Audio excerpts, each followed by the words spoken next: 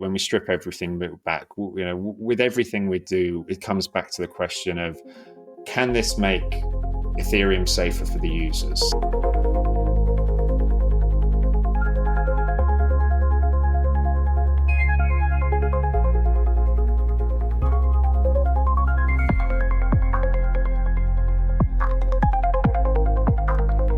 Jim, welcome back to another episode of Behind the Screen with Gramajo, the podcast where we unravel the untold stories of the best on-chain builders and creators.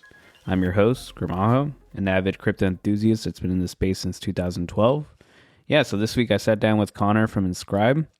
Enscribe is a really cool product or tool that's basically further pushing the whole idea of ENS, about naming smart contracts, bots, really anything else, not just your wallet, which is super simple, but like very empowering once you see like the user experience or user interfaces. Once they support this, it's going to really unlock and make it feel more human for us. It's very powerful stuff. Before we dive in, I wanted to also take a moment to thank the ENS DAO community.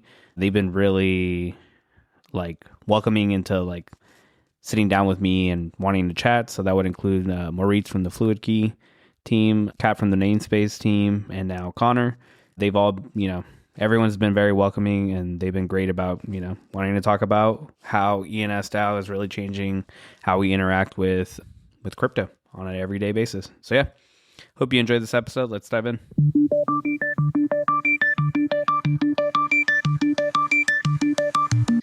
So I wanted to kind of dive into who you are. Obviously, feel free to dox yourself as much as you'd like. And how did you get into Web3?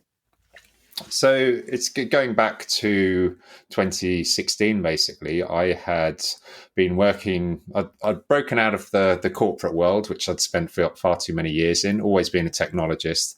And I escaped at the end of 2015, worked on a somewhat optimistic startup with some people trying to redo mortgages in the Australian home loans market, which is a pretty closed place, unless you've got a big balance sheet. And after sort of 6 months of realizing it wasn't going anywhere, I stumbled across Ethereum.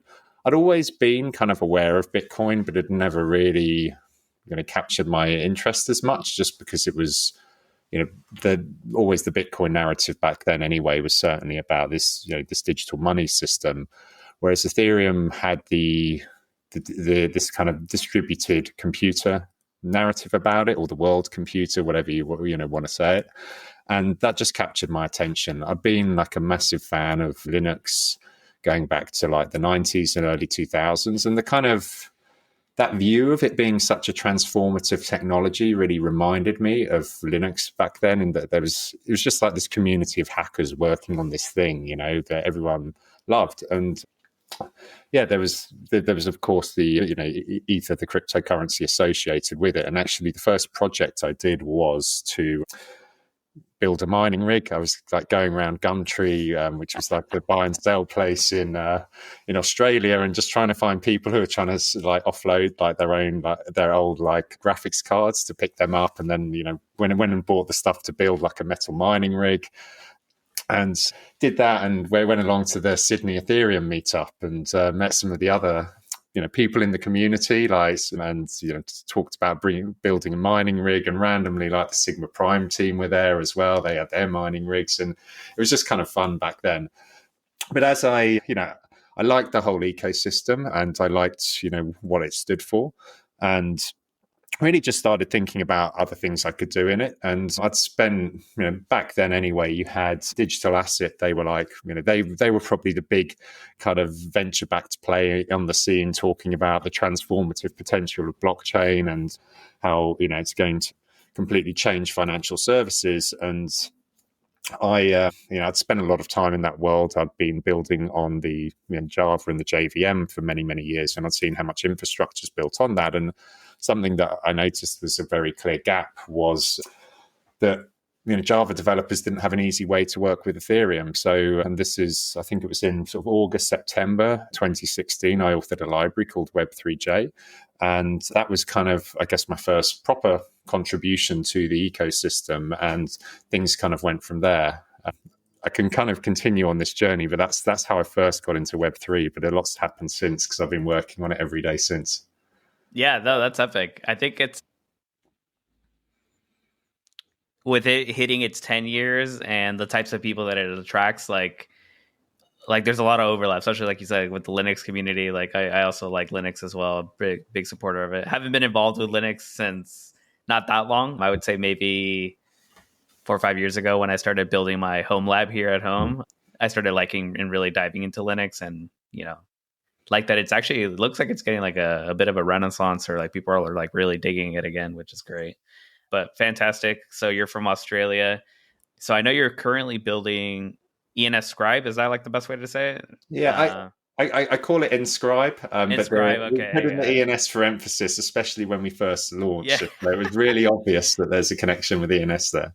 Enscribe. Okay, there you go. That's the best way to that sounds more fluid actually. So I was emphasizing it too much, but yeah, like what is Enscribe, and when did you get this idea, like to build something like it?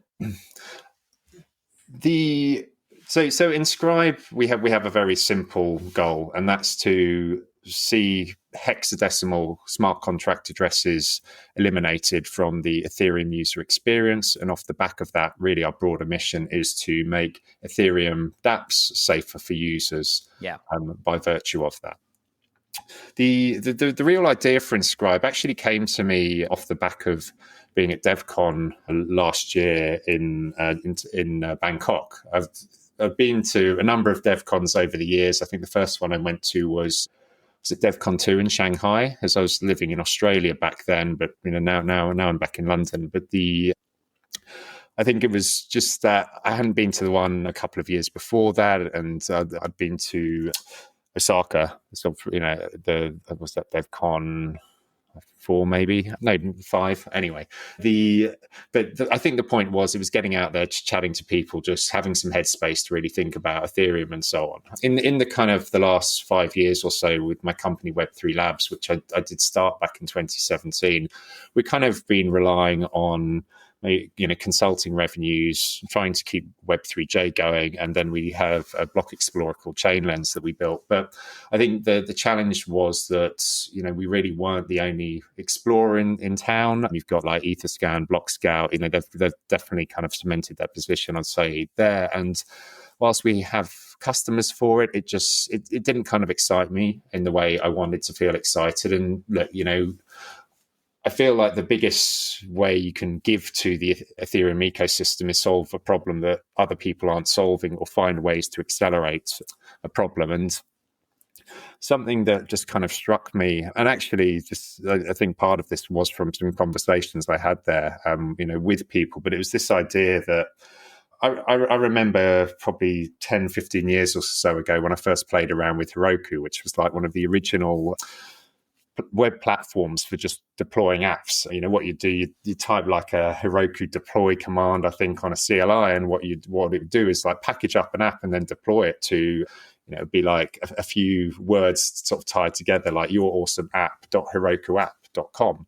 And I thought, why don't we have something similar to that for Web3 apps? Like we're in this crazy place where we have the ENS protocol, and there's kind of this inevitability. Everyone feels that ENS will replace hex addresses, but then it's been going for 8 years, and no one seems to be using it for smart contract naming. And I just thought, surely when people talk to smart contracts, they should be seeing an ENS name. If you saw before you sign a transaction, this is from uniswap.eth, then you're going to have a bit more confidence it's the right contract instead of just some hexadecimal, and then it's hosted on the uniswap.org domain. And so that was kind of the inspiration. It was this idea of how can we have this Heroku-like thing where you can deploy contracts and suddenly it's got a cool name. And Enscribe came off the back of that.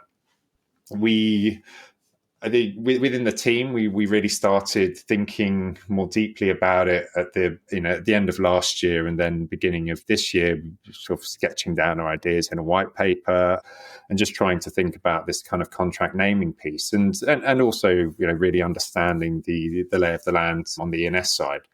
we had kind of been associated indirectly with ENS for a number of years because the Web3j library, which I wrote back, all those years ago, we've always supported ENS ever since. I think it was in 2017. I added the initial support to it, and then whenever there were big changes being made there, the team would get in touch, and so we've always kind of been aligned with them. But I think that the thing here was that how can we start accelerating the naming of smart contracts, and that was kind of where Enscribe came from. Yeah, no, it's like when I saw that you were building this on Twitter, I think that's where I ran into it at first.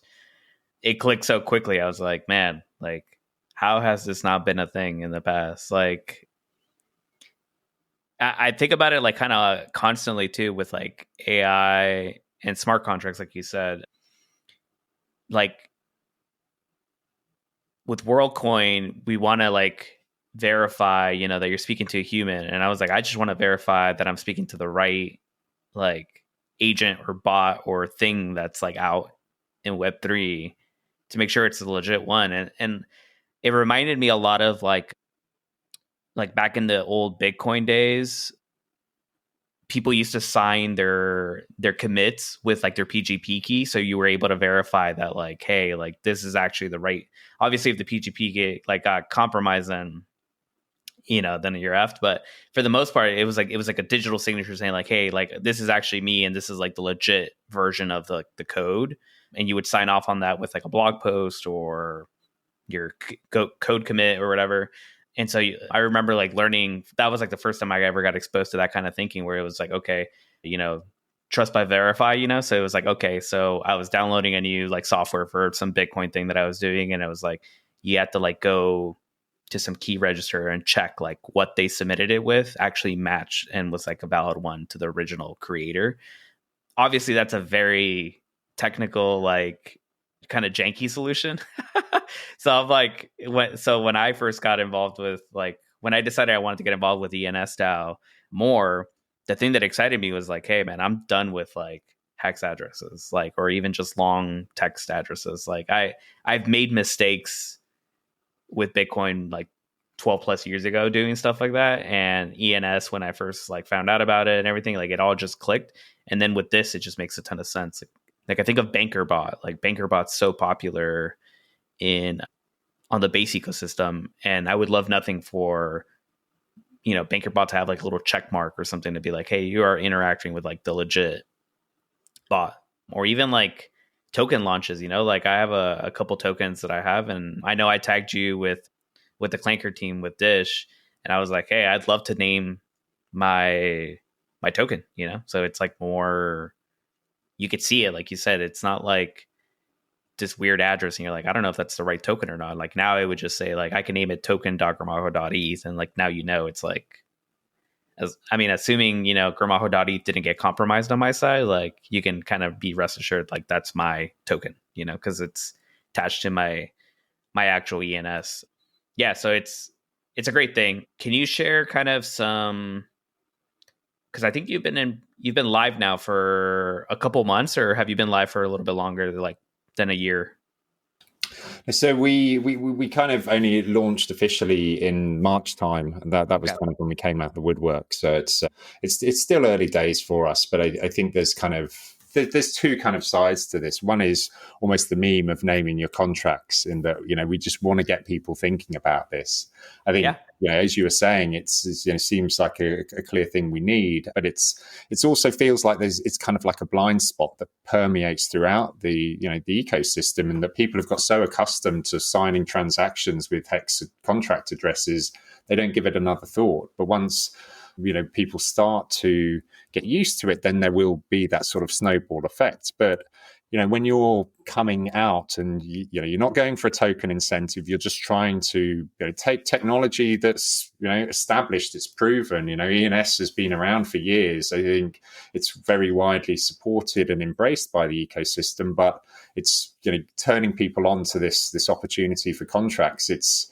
you've got to capture attention, and that's kind of the slow burn where it's about just keep putting out regular updates in terms of what we're up to, building our following via the channel, so we can build a legitimate community rather than trying to do some sort of token gated quests where which projects who are launching tokens obviously going to go towards, but it's trying to really capture the attention that way. But then on the other side, it's building out the technology for this as well, because there are technical challenges with this. For instance, the ENS app, which people generally use for working with their ENS names, that's very much so optimized for accounts. It wasn't designed for smart contracts. And so these are kind of the areas where we're really thinking about. It's building that infrastructure, but it's also just trying to plant the idea in people's heads and just keep banging that drum, saying name your contracts over and over again. And eventually it sort of, it starts to catch on. Yeah, I know you mentioned, I think I saw it on your Farcast or maybe your Twitter or both, but you were saying, when you create something, you name it. How is that not the same concept, And that resonated with me because I was like, I created a blog recently and I was like, I got to name this thing. So I had to come up with a name and I was like, okay, I guess I'll go my last name something like blog or I don't even know, But so it's common in our lives, but for some reason it's not. Yeah, I guess people haven't given it much thought or we haven't really thought about it. Do you know, I actually had a random question and I think I may know the answer to it, but I named one of my contracts recently. So I have a fully on-chain photography collection and I just gave it a name because one, I wanted to get the Poe app. That was kind of the main driver. The other one was this is cool tech. I want to do it. I want to be supportive of this idea because I totally agree with it. Does it update on the Etherscan side of things? So will people let's say someone's gonna how do I phrase it, I guess? So if I minted a new piece and it's an auction, when someone buys it, will it actually be reflected in all the other apps, in Etherscan or on OpenSea? Or is that also part of the challenge as well that you're facing is they need to also, I guess, recognize that resolve the name that it has a name and it don't show the hex kind of thing? So there's kind of, I guess, two sort of components to this. One part is what we call primary names for ENS names. And so if you think about an ENS name, there's effectively two parts to it, right? You have the forward resolving name, which is, it could be gramoho.eth or contract or myapp.gramoho.eth. That goes to, hex address 0x123, followed by 37 other characters, and then you have then you have what's called the reverse resolving name, and so this is where you actually to have that hex address, and then that's 0x123, and that resolves back to myapp.gramoho.eth. And for both, if you have both of those things set, then you have what's called a primary name on ENS, and so that means is that what that means is when someone has say Block Explorer, for instance, or a wallet, they encounter a contract hex address, they can call the ENS reverse registry and get the ENS name back from it. But that only works if you've got this thing called a primary name set. And there are limitations in the ENS protocol currently on contract primary naming, in that there are ways in which you can set both of those records in terms of both ways, but there isn't sort of a way you can do it for everything. So to kind of unpack that a bit more, you can have an ENS name point to anything, but that reverse record going from the contract address back to the ENS name that can only be set in certain situations.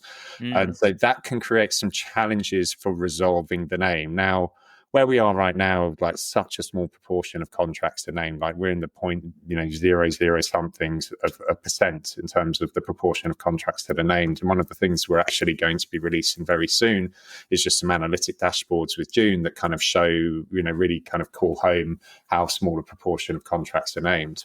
So there are some sort of technical challenges there, but that's stuff that we are working to resolve and figure out, best way forward at the protocol level of the ENS. But then the other part part of it is the integration with the different, providers, your block explorers like Etherscan and BlockScout, your wallets like MetaMask, Rainbow, and, various other ones. And the support for ENS is generally good there. Like if you have a primary name set for a smart contract, you will see that in Etherscan. And I haven't checked, but I'd imagine BlockScout as well. But if you only have the forward resolving record as in, that one direction lookup, then it likely won't show up there, just because anyone can create a record that points to any contract address. So you could, I don't know, you could come up with any ENS name and you could have it pointing to, say, official Uniswap contracts or whatever else. But the way it's designed is that for that reverse record, only Uniswap could, claim what's called the reverse record. So you know which one's true. So that is a challenge. But at the same time, it's not, none of this stuff's insurmountable. It's more about us just having ongoing dialogue to figure out the best way forward. But in the meantime, even having a single forward name is better than no name. You think about DNS on the internet, right? People are accustomed to having a web address to take them to a website. They're not so fussed about the reverse lookup. And whilst it's not quite, the same analogy between that sort of Web 2 mental model and Web 3, our view is any name is better than no name. And the way Enscribe's been set up is that if a contract can have a primary name set, it will get set. If it can't, you still use it to name your contract. Yeah.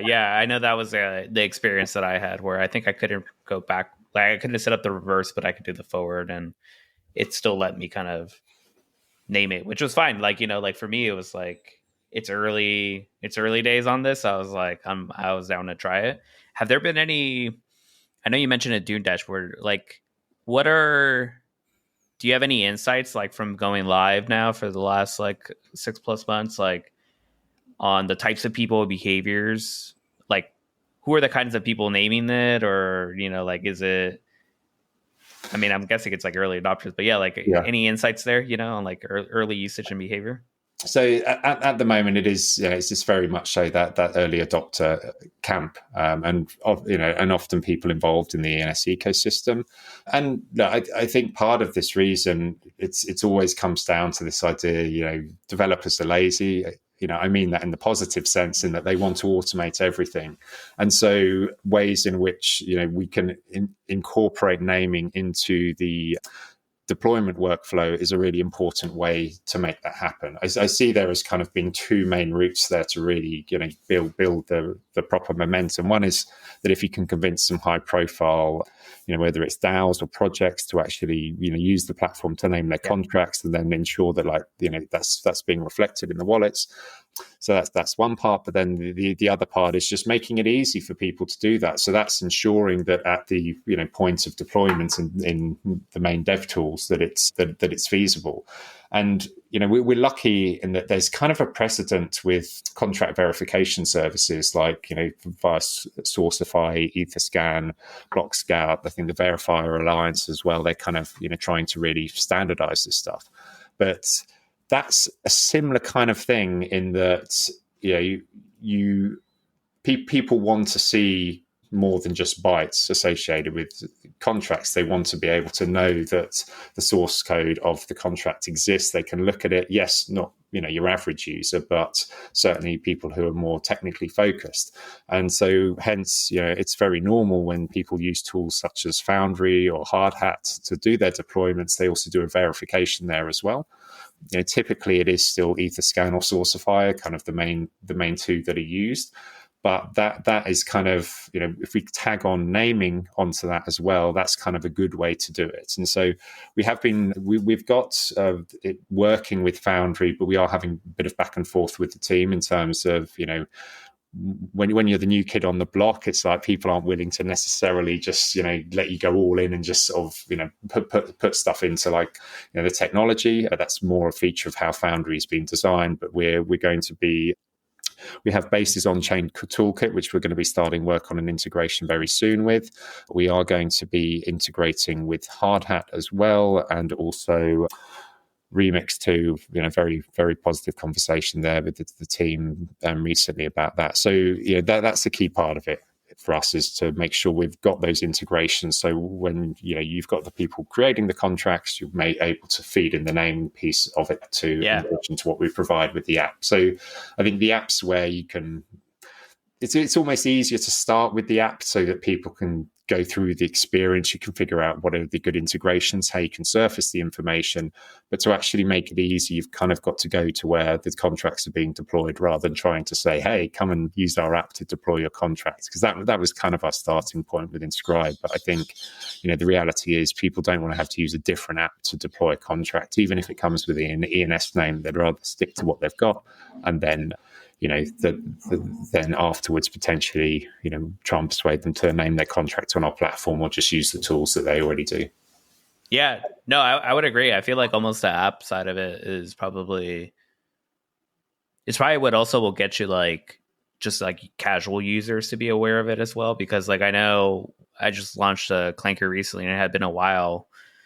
And that whole flow is really nice on their interface, for launching a token. And it already captures the data of my ENS name that I'm the one that launched it.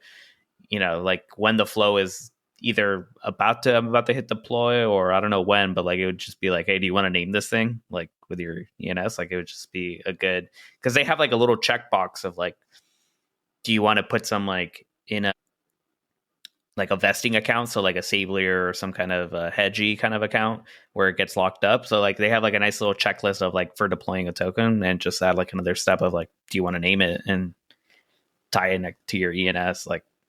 I would have been yeah, and then if people get curious about it, then they're aware of it at least, or know that that's possible. Let's see, because I know we have another 30 minutes. Do you foresee a world where verified contracts are kind of prioritized inside of wallets or explorers? So the example I think about is kind of Farcaster. They're leaning into social, kind of social credibility or social proof of when tokens get launched, you're able to see who the kind of who created it, and who else has bought it within the ecosystem. So you're kind of there's social credit back to it essentially. But do you see it also being kind of prioritized from the user experience as well, in apps, if it's verified, then it's good, it will show it, and it'll kind of they kind of do that now. When I go to Matcha, sometimes they'll say hey, make sure you trust this actual token, because we don't know, they give you a little carve out, so if it's linked and everything, then you're that goes away kind of. Do you foresee a world like that? I think that it kind of comes down to staying true to the sort of decentralized roots of Ethereum and the various L2s versus whether you end up with super apps that kind of control too much of the experience. Because there's always going to be sort of compromises with either approach, right? One is that we have these we're in this place where it's people just have their wallets. They then typically interact directly with contracts, and wallets might have a sort of garden of recommended dApps and so on. But when it comes to the transactional experience, it's still very much so staying true to the Web3 ethos, in that it's using a non-custodial wallet, and that the users are kind of free to kind of connect to whatever dApps they want. Whereas, you have that other side, which is where you have a much more integrated experience, which is more seamless for users, but then a lot of the detail is kind of abstracted away to the point where, you can just work with the apps easily within their walled garden. But then if you look to go outside of that, then it's made quite hard. And, I think in that sort of case, which is obviously the more profitable one for any, companies to go after, it also is the one that kind of risks the decentralization that Web3 networks kind of stand for at their heart as well. Because if you effectively limit what people can do in their wallets, say just to pre-selected apps, then you don't need to necessarily show them the details of what's happening behind the scenes. They don't necessarily need to see the details of the smart contracts or the before they sign a transaction, because it just gets abstracted away. And so there is kind of there is, of course, risk with that in the way that what we saw happen with the web. In that, once upon a time, everyone just went to different websites as they wanted to, but then over time, it kind of grew into the App Store, and then all of a sudden, people are just using their phones to use the pre-selected apps, and behind the scenes, Apple's providing all of the plumbing. And so, yeah, it's a playbook we've seen play out. Hopefully history won't repeat itself too directly again in that respect with Web3, but that's definitely a big risk to it all, because the easiest way to hide complexity is to just create your own walled garden, and you decide what people can do in it. Yeah, no, totally agree on that. Yeah, I think I've been seeing more like a spectrum of like onboarding, and it's like it starts off like centralized exchange, like that's about as much as your crypto journey kind of just starts and ends there. And then it's like as you keep going, it's like self-custodial wallets, like social, and then you keep going to like down to like the DeFi land and like decentralized like interfaces, and so essentially like no one can, or immutable contracts as well, like no changes, like it's all clear rules. And you just keep going down the rabbit hole. I know, like for me, like, well, I guess the reason what brought me to crypto was a lot of the decentralization and kind of like the big FU to like institutional, the things that we had. So I always tend to lean further away from the centralized ideas. It is nice though, from like a user experience, like you said, to be in the wall garden sometimes. Let's see. So I saw a post on the ENS DAO regarding kind of like incentives, and going back a little bit on the DAO side of things. So like, myself, like I own a noun, and one of the things I'm trying to work on now is like getting buy-in from everybody to name our contracts, to actually use Enscribe to go name our contracts. We have a couple contracts just makes sense for us to name, in my opinion. And I saw that there was like a post about incentivizing folks to like do this activity essentially. Yeah, I wanted to kind of get your takes on that whole post on like, incentivizing the right behaviors from ENS, because I feel like even sometimes I still encounter apps nowadays where I think it's less now, like where ENS is definitely like there for sure, like it resolves, but there are some times where I'm like, it's not doing it, and I'm like, what the hell's going on? Like, I need to go copy and paste it. Like, what do you mean you don't accept my .eth as an address? But I wanted to get your take on kind of like incentivization, and what are your thoughts on that with Enscribe and So the post came about from FireEyes, who's the largest ENS delegate. So effectively has the most voting power on the ENS DAO, which is still, we're still not talking like tens of percent, but it's still enough to have be their opinion is it's meaningful when they say stuff on this, because how certainly the ENS DAO is really the first one I've started to really pay a lot more attention to for obvious reasons. But a lot of the time, it's delegates with significant, who have more influence on the DAOs. People tend to pay more attention to what they say. So it's the point that they were making was effectively that the ENS treasury is. It's got a very large treasury of ENS tokens. I think the ballpark is somewhere around like $1 billion. So it's a good sized war chest there. And why don't they create some incentives for people to do more on ENS? So within the ENS ecosystem, they do have a number of different kind of working groups, and certainly the two that quite positive for builders generally in Web3. One is you have their public goods working group, which effectively gives grants to public goods projects. They don't have to be ENS aligned, but it's just ones who are doing good impactful things in Ethereum. And then you also have the ecosystem working group, which also has grants there. But again, that's much more about projects building on ENS. And kind of related to that, you have what's called the service providers program as well, which is about funding, projects who are really helping ENS grow. But I believe, and this is an area where I'd need to double check my facts, but generally anyway, certain, I know for sure that some of that funding comes directly from the revenue associated with ENS name, purchases and renewals. That's kind of where it is. And then in the meantime, you have a whole load of tokens sitting there, which are being managed by the Treasury. And so the point here was that, can we start deploying some of those? A great example, as a case in point, has been things like Optimism's retro public goods funding rounds, where they've spent a significant amount of their, well, not a significant amount in terms of, as a proportion of their entire treasury, but in terms of,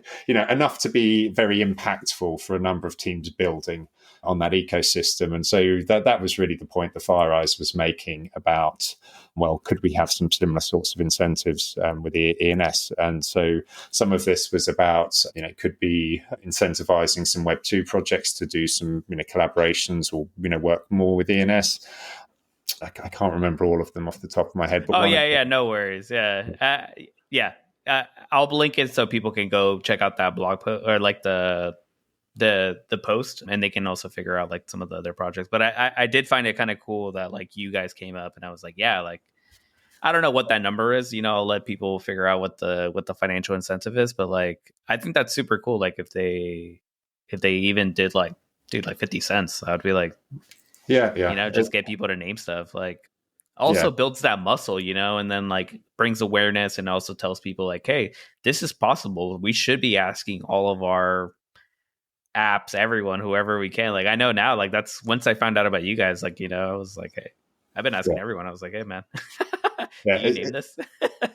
So it's great. It's great to see the validation from, coming from one of the delegates there, just because they, like as you're saying there, they just like where we're coming, how we're approaching this. And I do see like naming contracts as being a big potential unlock for ENS, because, we've got tens of millions of contracts, maybe even hundreds of millions that could potentially be named. And so, there's some good reasons there to, embrace ENS for that. So there's that side. But then, when it comes to the incentives, it's just, it's that challenge with, well, part of it, of course, is that it's a DAO. So, you've got to get support from, a lot of stakeholders. But the other side is, what is a way of doing this that can be meaningful for just, actually ensuring that we see ultimately widespread naming, but we have a sort of economic system around any tokens there that can't be gamed too easily. So it's like, do we say something up front like, well, if you take these actions, then you get X amount of ENS, or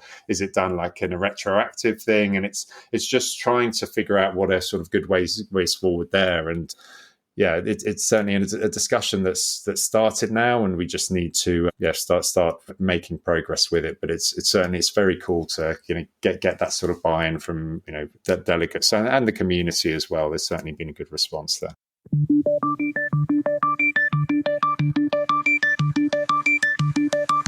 All right, let's take a quick break. I hope you're enjoying the episode. This episode was made possible with the support of my premium subscribers, Seattle Dog, Mike Vinyls, Brennan.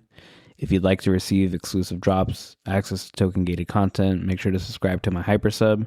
Also, make sure to join our Telegram chat. Links all below. If you don't want to subscribe, that's fine too. You can mint this episode on pods.media. Think of it as like a tip. You can tip me as well. It's available on all major platforms. Yeah, let's get back to it.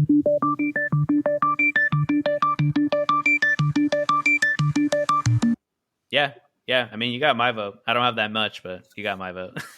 We'll get it. I think we should name it. Like you said, like definitely would want to like keep an eye on like people gaming it or doing, funky business kind of stuff. But people will come out of the woodwork for sure. But yeah, I think it's like it would get the wheel going, and like people would start doing it, and it becomes more commonplace. And I think it'd be a net positive, for everyone to do that. Even like I had a Cap from the namespace team on here as well. Yeah. Even like subnames too, like subdomain names. Like I feel like that still feels like no one's taking advantage of it. Other than maybe like I know Base has and a couple other ones, but like I feel like I would love to see like the more Shi-Fi. I think that's the name of that group. More smaller communities, like I've even thought about it for like nouns, like nouns would be a perfect candidate to have like a, because we have people that come in and like will leave a comment or vote or like, and it's just that hex address. And I'm like, dude, who is this person? Yeah. Like, I just need to know like name wise, like you can call yourself Bob Marley for all I care. At least now you're just Bob Marley for the rest of my life, like on this forum. Yeah. Versus, And it's fun seeing the names people come up with as well, right? Because you just like yeah. you talk to like your spouse or just people outside about this person you're chatting with on Telegram or X Yeah. or whatever else when they're the alias they're using there. It's it's that extra layer of it all. It's fun. She my poor wife, I'll be like, yeah, I'm talking to Humpty, and she's like, who? And then I finally meet these people in real life, and she's with me, and I'm like, it's Humpty, and she's like, no, what's his real name? And I'm like, no clue, it's Humpty. Yeah, that's it. I'm good with exactly. Let's see, I had another one.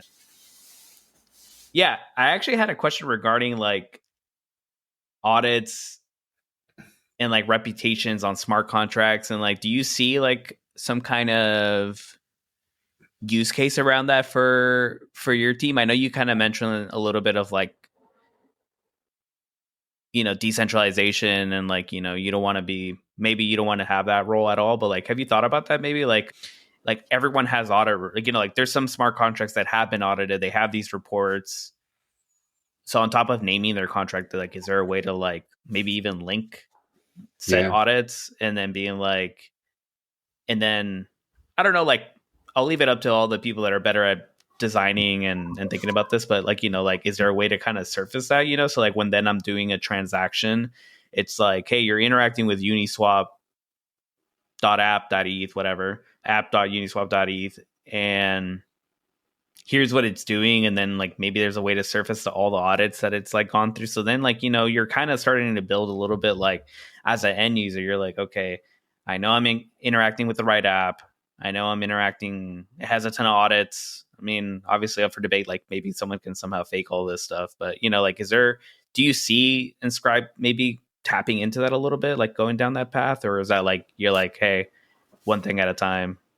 No, it's contracts.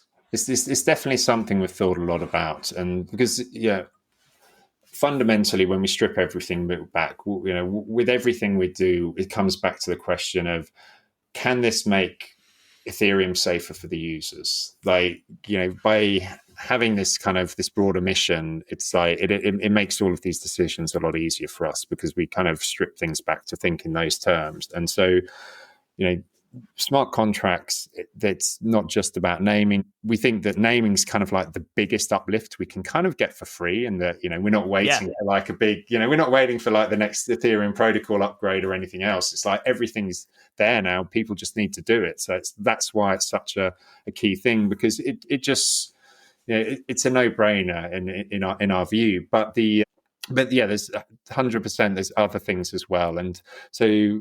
One of the ways I thought about this was like with the the TLS padlock that you have in Web 2, which I think it's this idea of what it stands for, that it means this thing, this website. Sure, in the TLS padlock, it's about secure communication between the front end that you're dealing with and then the back end for transmitting information. But it also kind of signifies safety for users, and so that's definitely been an area that we've kind of spent quite a lot of time thinking about. And so, once we added the contract naming capabilities to Enscribe, so the first thing was to be able to deploy and name contracts through the platform, but then just name contracts. We then added search functionality, so you can view contracts and you can see information about them. And that's quite key to us, because we want to get to a point where what we show in Enscribe is very useful information, just to indicate to people, should I be okay dealing with a smart contract? Of course, the long-term view we'd love is that that becomes the standard place everyone goes to before they sign a transaction. But that's kind of how we're thinking about it. And so the first thing we did, beyond naming, the first thing we did was add contract verifications in terms of, has this contract been verified with Sourcify, Etherscan, or BlockScout? Because anyone with good sort of contract hygiene should be doing that. And by kind of aggregating across those kind of three main sources as well, we think that that's quite important, because it doesn't matter so much if, sure, I've got a preference for people to use Sourcify because of, what they're doing. But at the same time, a lot of people still verify with Etherscan. So, we trust Etherscan. So as long as, it's named in one of those two places, verified in one of those two places, fine. Then the next level of that is, of course, audits, right? Now, we were certainly having conversations with auditors and talking to teams about that. But we have found that there are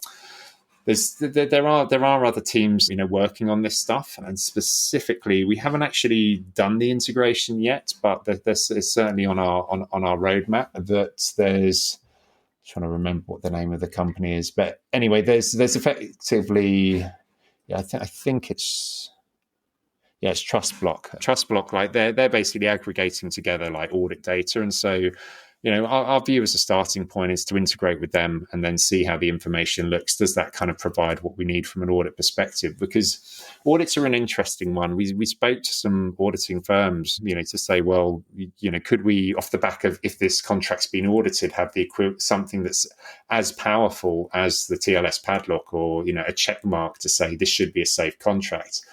Some of them said, yeah, that sounds cool. Others said, no, because we don't want to be responsible for, any problems with these smart contracts, because some of these people who come to us, their contracts, they're not following like good code hygiene. They just want us to sort of say, yeah, it's okay. But then they don't have good test coverage on their contracts. And, they don't want to be held liable for it. So, which makes sense in that, it's not the silver bullet, unfortunately. And so we're kind of working on that assumption that audits are definitely very useful additive information to have. But at the same time, you can't get to the point of a binary decision for the end user to say, should I trust this or not, just on the fact of if a firm has audited it. And so we think the way forward is, we'll have that integration there. People can see it in Enscribe in a similar way that we've added the open labels integration in there. So we're kind of aggregating together the information that people can better inform them. I'd love us to get to that point of having something that's such a powerful indicator that says, yes, it's safe, or no, it's not. But I don't think we're there yet. And in the meantime, there's enough to do just to get people naming their contracts and making them safer. But building on this, so whilst yes, we're not able at this point, it feels like, to have this standardized "this is safe" thing, we are seeing some what we think could be some really good opportunities, more about trying to create sort of what is effectively more of a DApp or contract registry on ENS. Within the ENS DAO, or the ENS ecosystem, one of the other initiatives right now is all about serving up DAO-specific metadata for DAOs, so that you can kind of, you can go to a DAO's record in ENS and you can get all this sort of information associated with the DAO there. And we're thinking, well, what about having, a lot of this key smart contract metadata linked via ENS records as well? So using a similar sort of thing. So then, what you could have is you have, my app.eth, and then associated with that specific subname, you could have records pointing to the license. What's the GitHub repo where the code is? What's the website this should be running off? What's the content hash for it running, on the DWeb somewhere? And so, that could, maybe, evolves into a full-blown app registry built on ANS. I mean, we're constantly iterating and thinking and moving with, sort of evolving our direction here. But I think that there's definitely a lot of scope to really, increase the surface area of how much information people see about dApps and smart contracts in a way that's kind of aligned with ENS, but also more broadly Ethereum. So it's not just, here's a hex address, signed transaction. It's like there's all this other information you can see about it, whether it's source code verifications, audit reports, OLI labels, whatever else, and then also all this useful metadata there. And if you can bring all that together, then you start to have something that looks like a much more solid kind of foundation for working with decentralized apps. Yeah, no, it's great to hear you say even some of the other examples, because my brain was kind of stuck on the audits from the padlock example, but even like kind of the way that we're doing it now, where there's like other indicators or signals that you can use to like bring up your trust levels. Like it's not just like who, and that they have an audit, but like even like signals like how many times it's been engaged with or interacted with, like, like that would be like a strong signal. So like if someone was somehow able to like duplicate or make it like a similar looking ENS name to try and trick people, I mean, like the signal would be like, you have the audit, the social stuff, like the social in terms of like how many like times it's been activated or used or something. I don't know like what those KPIs are, but like then it starts really building like a cohesive like story. Like this is the real one, this is a fake one. Obviously, you can fake on-chain transactions and stuff like that, but like we're getting down to like a smaller pool of people that are going to put this much work into a scam. I guess they exist out there for sure, but it's like a smaller one. But yeah, like it was great to hear you say like it's not even just audits, like there's other signal indicators too that we can do. And whether it's like you guys or ENS or someone else too, I think it's going to be great for the ecosystem overall. But yeah, great to hear. What's a milestone that you guys are, we're what? It's August, mid-August. What's like a milestone for you guys that you have? Like, where do you want to be like next March? 1 year anniversary, obviously I'm not going to hold you to anything. It's just like, I want to know like where you want to be, you specifically, or the team. I think there's of course the roadmap's evolving, and there's based on feedback and everything else, things do change. But we definitely, in the more immediate term, we're going to be making available at least a June analytics dashboard that's focused on contract naming. We're just kind of making sure that the information seems accurate that we're collecting. So we've got that kind of North Star for us, because for that's the metric that really matters. It's like, what is the proportion of smart contracts that have ENS names associated with them?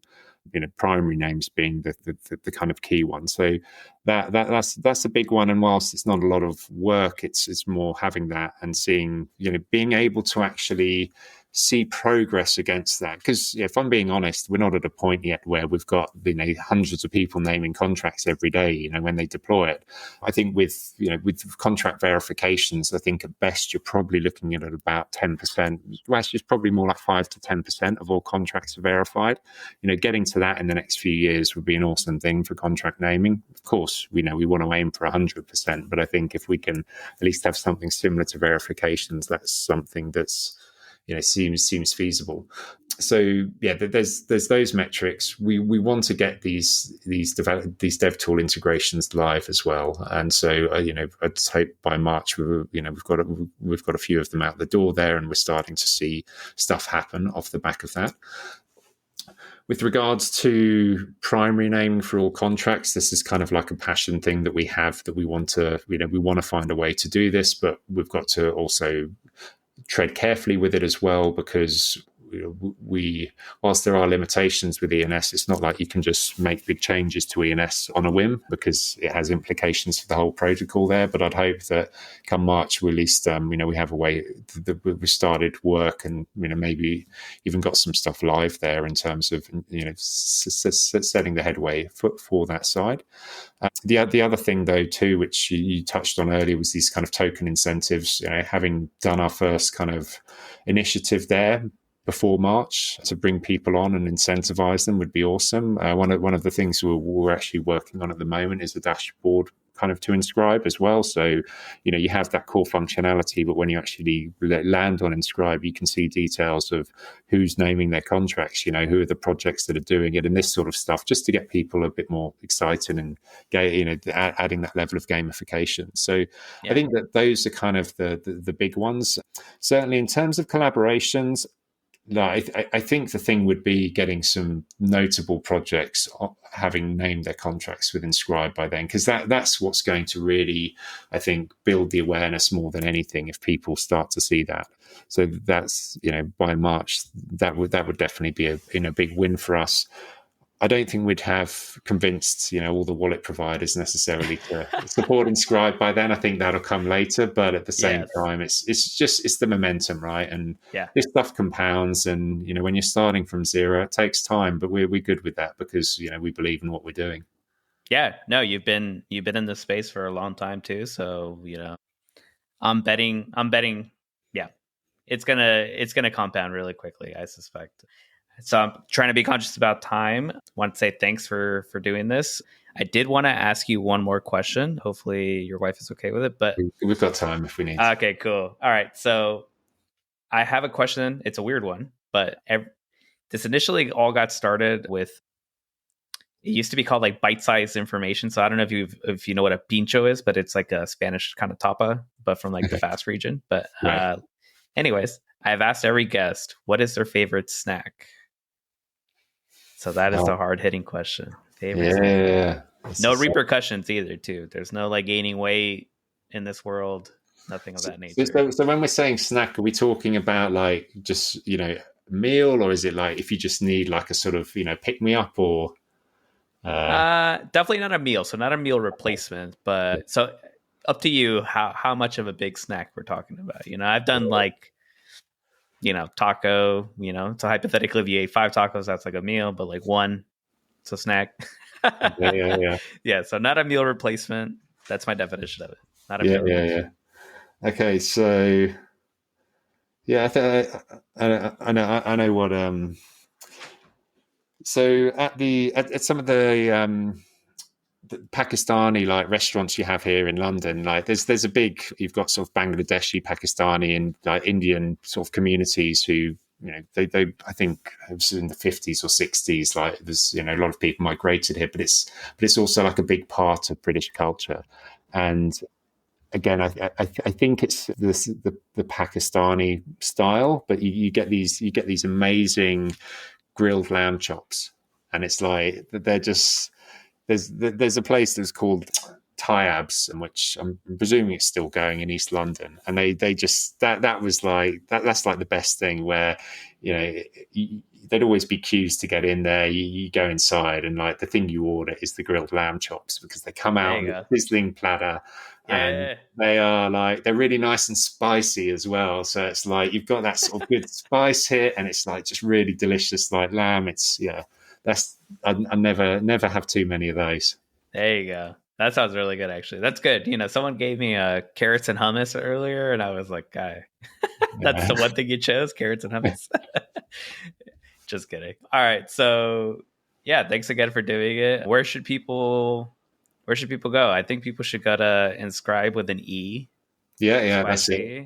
Enscribe.xyz, and I'm actively posting and talking about Enscribe every day on X as well, and reposting stuff on Firecaster too. So that's just Conor Svensson x.com Conor Svensson. I'm sure we can link to that easily enough. Yeah, I'll link your account, the Enscribe one. There's a POAP still going, I believe, right? Yeah, definitely. We've got our limited POAP drop for our early Enscribe, as we're calling them. So if you name your contract now, you can claim one of those while they're still available. Yeah, exactly. There you go. That's what got me. I'm telling you, it's hilarious. I'm a simple man. I saw POAP and I was like, hey, this is cool. I'm gonna do it. Nice.